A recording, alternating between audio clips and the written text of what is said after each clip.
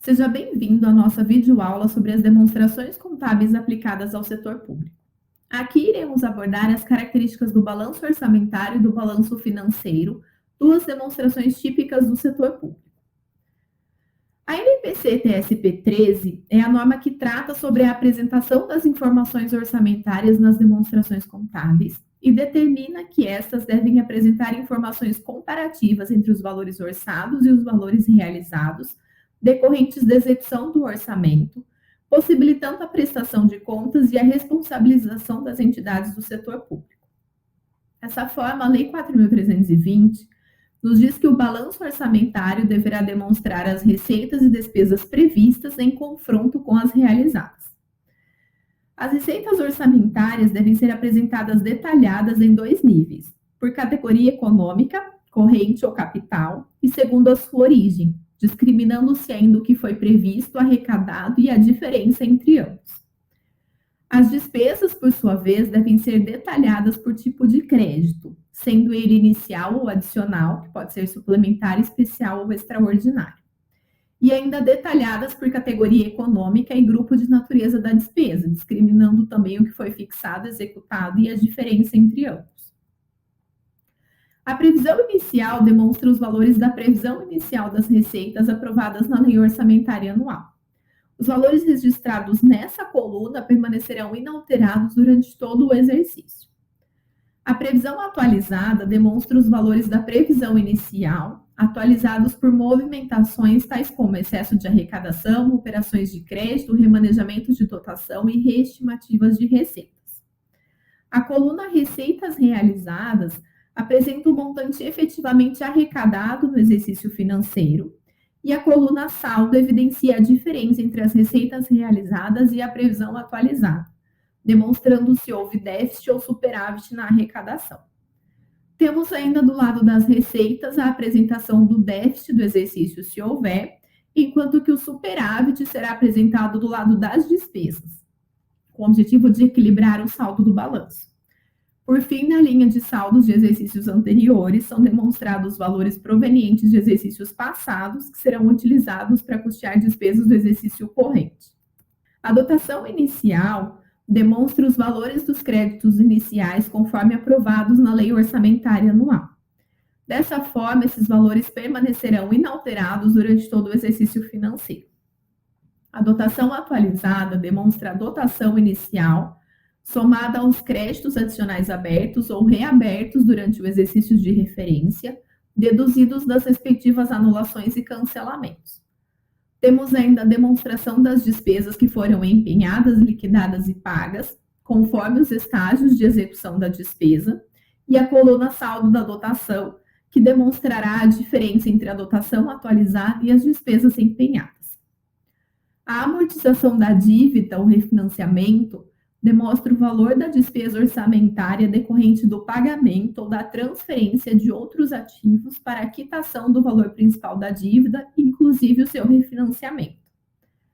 A linha referente à reserva de contingência demonstra a destinação de parte das receitas orçamentárias para o atendimento de passivos contingentes e outros riscos que possam afetar as contas públicas. E se houver, juntamente com as despesas, será apresentado o superávit orçamentário do exercício. Além desse quadro principal do balanço orçamentário, temos ainda em sua composição os quadros de execução dos restos a pagar não processados e o de execução dos restos a pagar processados, nos quais são controladas as despesas que foram empenhadas, mas não liquidadas e nem pagas, sendo estes os restos a pagar não processados, e das despesas que foram empenhadas e liquidadas, mas não foram pagas, os conhecidos restos a pagar processados.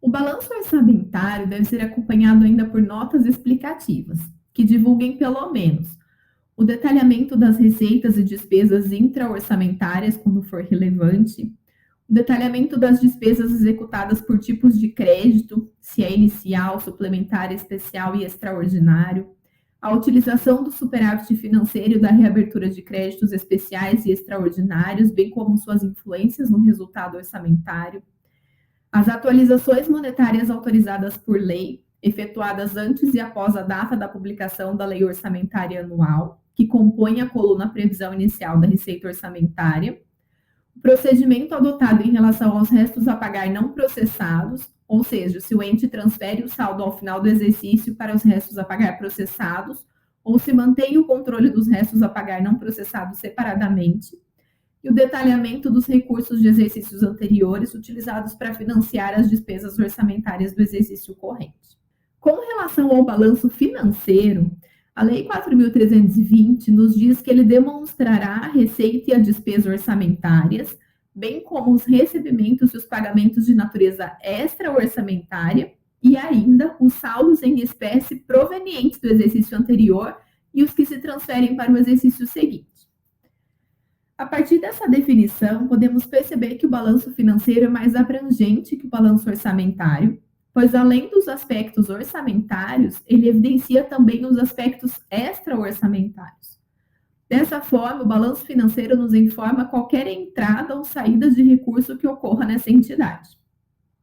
Além disso, o balanço financeiro evidencia o saldo em espécie que vem do exercício anterior, ou seja, o resto do caixa e equivalentes de caixa que sobrou do exercício anterior, e na coluna de dispêndios é evidenciado o saldo que se transfere para o exercício seguinte. Ao confrontarmos esses dois saldos, chegamos ao resultado financeiro do exercício. Um ponto importante de ser mencionado sobre o balanço financeiro é com relação à inclusão das informações sobre os restos a pagar.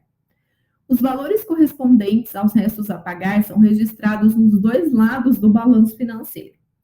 Os restos a pagar inscritos são registrados como ingressos extra-orçamentários, enquanto que os restos a pagar pagos serão registrados como dispêndios extra-orçamentários. Trata-se de um artifício contábil para que os valores de execução da despesa orçamentária sejam compatíveis no balanço financeiro, no balanço orçamentário e na demonstração das variações patrimoniais. Esse artifício é utilizado para fechar o balanço financeiro com equilíbrio. Assim, temos a estrutura do balanço financeiro conforme representação. De um lado, os ingressos orçamentários, as transferências recebidas, os ingressos extra-orçamentários e a disponibilidade do período anterior, e de outro, os dispêndios orçamentários, as transferências concedidas, os dispêndios extra-orçamentários e a disponibilidade para o período seguinte. Para que possamos compreender o balanço financeiro, devemos ler as suas informações no sentido horário, a fim de identificar com maior facilidade a movimentação de recursos ocorridos. Iniciamos, então, pelo saldo do exercício anterior, até chegarmos na disponibilidade para o exercício seguinte. Ainda é importante mencionar que o balanço financeiro passou por alterações em sua estrutura, a qual atualmente passa a evidenciar os ingressos e os dispêndios por destinação de recursos.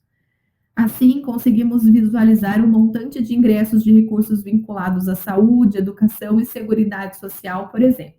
Ocorre o mesmo com os dispêndios. Esse tipo de detalhamento é importante, pois aumenta a transparência, possibilitando maior controle sobre os gastos públicos, fazendo com que a contabilidade pública cumpra o seu papel de instrumentalizar o controle social. Bons estudos!